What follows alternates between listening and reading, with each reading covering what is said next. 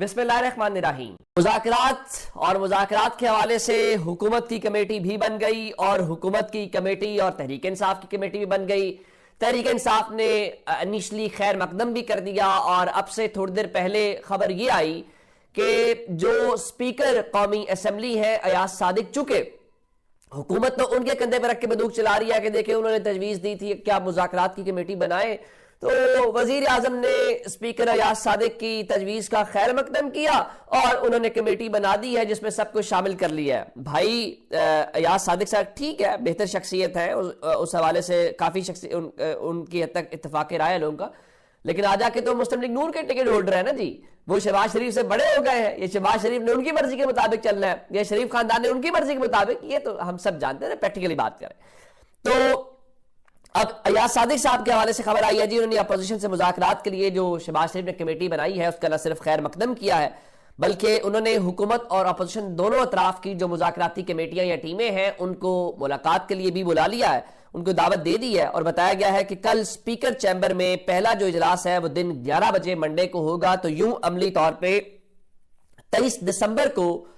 اس کا باقاعدہ آغاز ہونے جا رہا ہے۔ لیکن آغاز ہونے کے حوالے سے دو خبریں ہیں۔ نمبر 1، جو حکومت نے خود سے کڑاکا نکالنے والی بات کی ہے، پھر میں نے آپ کو بتایا تھا کہ 190 ملین پاؤنڈ کیس کا فیصلہ اس دن محفوظ ہو گیا تھا اور کہا یہ گیا تھا کہ 23 تاریخ کو یعنی کل منڈے کو یہ سنا دیا جائے گا۔ پھر محمد مالک صاحب کی خبر تھی کہ نہیں جناب وہ نہ جنوری میں چلا جائے گا، ٹھیک ہے۔ پھر تحریک انصاف یہ کہہ رہی تھی کہ اگر عمران خان کو سزا آپ سناتے ہیں اور اس کا فیصلہ سناتے ہیں تو اس کا مذاکرات پہ اثر پڑے گا، پھر ہم سے کیا مذاکرات کریں گے۔ اصل بات تو خیر یہ ہے، اب ثاقب بشیر صاحب جو ہیں، جو کورٹ رپورٹر ہیں، اچھے مستند کورٹ رپورٹر ہیں، ان کے مطابق انہوں نے آج کہا جی ابھی تک کی آخری اطلاع کے مطابق 190 ملین پاؤنڈ کیس کا فیصلہ کل صبح 10 بجے اڈیالہ جیل میں سنایا جائے گا، باقی شام تک یا رات یا کل صبح کو نئی اطلاع آئی تو وہ بھی اپڈیٹ کریں گے۔ اب ٹھیک ہے، ثاقب بشیر صاحب سے ہٹ کے جو غیر سرکاری ترجمان وزیر مشیر جو اصل لائن وہاں سے لیتے ہیں جہاں اصل حکومت ہے، منیف فاروق ہو گئے، ایک تو وہ صاحب وزیر بھی رہے، مرتضی سولنگی جیسے لوگ بھی اس قوم نے برداشت کیے ہیں اور وہ صاحب کہنے کو دانشور ہیں، وزارت انجوائے کی، اب دوبارہ سے آ کے وہ جو ہے بن گئے ہیں جناب درجیہ کار، تو انہوں نے کہا جی ہاں جی یہ ٹھیک کہہ رہے ہیں منیف فاروق، یہ تو مینو چودھری کہہ رہے میں تینو چودھری کہنا، یہ وہ والی جو صورتحال ہے وہ ہمیں دکھائی دے رہی ہے۔ خیر، اب اس سب کے بیچ میں خبر کیا ہے؟ آپ یہ کہہ رہے ہیں کہ کل 11 بجے ملاقات ہوگی، پھر تحریک انصاف نے عمران خان نے کہا تھا کہ سنڈے کا ویٹ کریں گے، ہم سول نافرمانی پہ چلے جائیں گے، تو تحریک انصاف کے ذرائع ہمیں یہ بتا رہے ہیں کہ فی الحال تحریک انصاف نے جو سول نافرمانی سے متعلق چیزیں ہیں ان کو ہولڈ آن پہ رکھ دیا، یعنی ان کو سٹاپ کر دیا ہے، جہاں پہ ہے جس پوزیشن میں ہے ان کو وہیں پہ رکھا جائے، اقدامات روک دیے گئے ہیں۔ اس کی وجہ کیا ہے کہ آج سنڈے کی ڈیڈ لائن تھی، تو ان کے مطابق سنڈے کی ڈیڈ لائن میں گورنمنٹ نے چلے انیشلی ایک کمیٹی بنا دی ہے، تو گورنمنٹ کی طرف سے جیسچر آ گیا ہے کہ جی ہم بات چیت کرنا چاہتے ہیں یا مذاکرات کرنا چاہتے ہیں، لیکن اصل بات یہ ہے کہ تحریک انصاف کیا کہہ رہی ہے۔ تحریک انصاف کی جانب سے بھی یہ کہہ دیا گیا ہے کہ ہم کل جو ایاز صادق صاحب نے ہمیں ملاقات کے لیے بلایا ہے دونوں اطراف کو 11 بجے، تو تحریک انصاف کہہ رہی ہے کہ ہم نے ایاز صادق کی اس دعوت کو قبول کر لیا ہے اور پاکستان تحریک انصاف کی کمیٹی جس کو عمر ایوب صاحب اپوزیشن لیڈر لیڈ کر رہے ہیں ان کے مطابق ہم کل اسپیکر سے ملاقات کرنے کے لیے جائیں گے۔ بالکل ٹھیک ہے، ملاقات کے لیے جائیں، لیکن سوال یہ ہے کہ آپ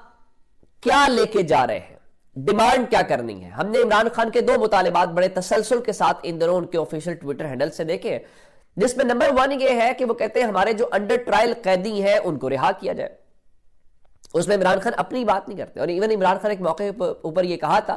کہ بھائی مجھے جیل میں رکھ لو، مجھے مسئلہ نہیں ہے، لیکن میرے لوگوں کو رہا کرو، اس پہ نہ لڑو۔ دوسرا وہ کہتے ہیں کہ جو کچھ 26 نومبر کو ہوا اس کی اور پھر جو 9 مئی کو ہوا اس کی جوڈیشل انکوائری کرائی جائے، اور وہ کہتے ہیں سپریم کورٹ کے سینئر ترین ججز، اور اس میں سینئر ترین ججز میں میرا خیال ہے جسٹس سمین الدین خان کی وہ بات نہیں کرتے، وہ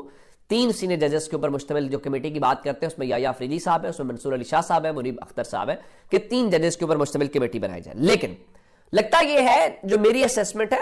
حکومت کیا مذاکرات، حکومت تحریک انصاف کو سپیس دے سکتی ہے، اس کا مطلب یہ ہوگا کہ حکومت گھر جائے گی۔ اب اس میں خبر کیا ہے، جو میں کہہ رہا ہوں کہ ان کو کون سمجھائے اللہ کے بندوں کو کہ اب آج ایک حکومت کی جانب سے پریس کانفرنس ہوئی. جب آپ نے کچھ مسئلے کا حل کرنا ہوتا ہے نا تو ایک سیدھی سی انسان ہوتی ہے کہ آپ نے زبان بند کرنی ہوتی ہے. آپ منہ بند کر لیتے ہیں کہ کچھ ایسا نہ بولا جائے, کچھ ایسا نہ کیا جائے جس سے حالات خراب ہوں. تو آج گورنمنٹ کی جانب سے پریس کانفرنس ہوئی, اور اس پریس کانفرنس کو جناب بیرسٹر عقیل ملک, یہ بھی ایک نیا چہرہ مسلم لیگ نون کا, یہ الگ بات ہے کہ وہ خود آئے کیسے, اس کو چھوڑ دیتے ہیں. تو یہ جو مشیر ہے وہ فرما رہے تھے جی جو عمران خان کی رہائی ہے وہ مذاکرات کے ایجنڈے میں شامل نہیں ہے. اگر آپ عمران خان کو رہا نہ کریں اور عمران خان جو ہے وہ جیل میں رہیں اور آپ نے یہ صرف مذاکرات کھیلنا ہے, تو پھر اس مذاکرات کیا کھیلنا ہے, یعنی اس میں سے کیا رزلٹ آپ نے نکالنا ہے. تو اس کا مطلب تو پھر یہ ہوا کہ آپ بنیادی طور پہ ٹائم نکال رہے ہیں. لیکن کوئی بات نہیں ہے, دسمبر جنوری ویسے بھی سردی کا مہینہ ہے. تحریک انصاف یہ تو نہیں ہے کوئی دسمبر میں یا جنوری میں وہ احتجاج کرنے آ جائیں گے, وہ نہیں آئیں گے. اب وہ فروری مارچ تک ہی آئیں گے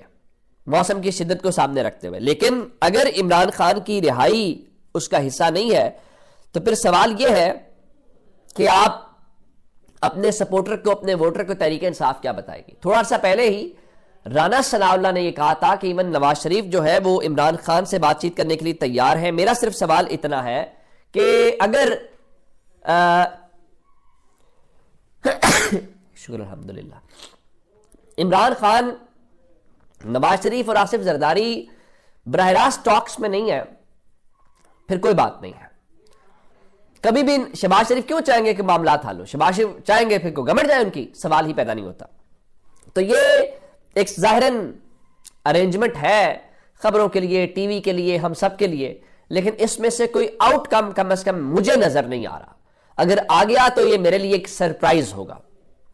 اگلی خبر, جنرل آصف غفور ایک D G I S P R کے طور پہ رہے, بہت پاپولر رہے, اور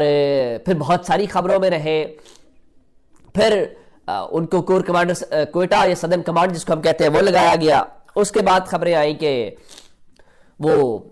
جو این ڈی یونیورسٹی ہے, نیشنل ڈیفنس یونیورسٹی, اس کے وہ پریزیڈنٹ کے طور پہ آ گئے. مختلف وقتوں میں ان کے خلاف مختلف خبریں آتی رہی ہیں. تو اطلاعات یہ ہے کہ جو لیفٹیننٹ جنرل آصف غفور ہیں وہ فوج میں اپنا جو 40 سالہ کریئر ہے اس کو آج مکمل کر کے 22 دسمبر کو ریٹائر ہو گئے ہیں. اور بہت ساری چیزوں میں ظاہر ہے کہ مسلم لیگ نون یا باقی بہت سارے لوگ ان کو پسند نہیں کرتے تھے. خیال یہ تھا کہ شاید ان کو بھی کہیں فٹ کیا جائے, لیکن انہوں نے نہ صرف آئی ایس پی آر کو ایک نئی جہت دی اور ایک بالکل ایک نئی ٹرینڈز متعارف کروائے. مجھے یاد ہے میں اس وقت ٹی وی کے اوپر بیٹھا ہوا تھا جب فروری والا وہ ابھینندن والا میٹر ہوا تھا, عمران خان کی گورنمنٹ تھی. تو جس طریقے سے اس وقت ہم نے انڈیا کو رسپونڈ کیا تھا, ہم نے انفارمیشن کے فرنٹ کے اوپر, ہم نے باقی فرنٹس کے اوپر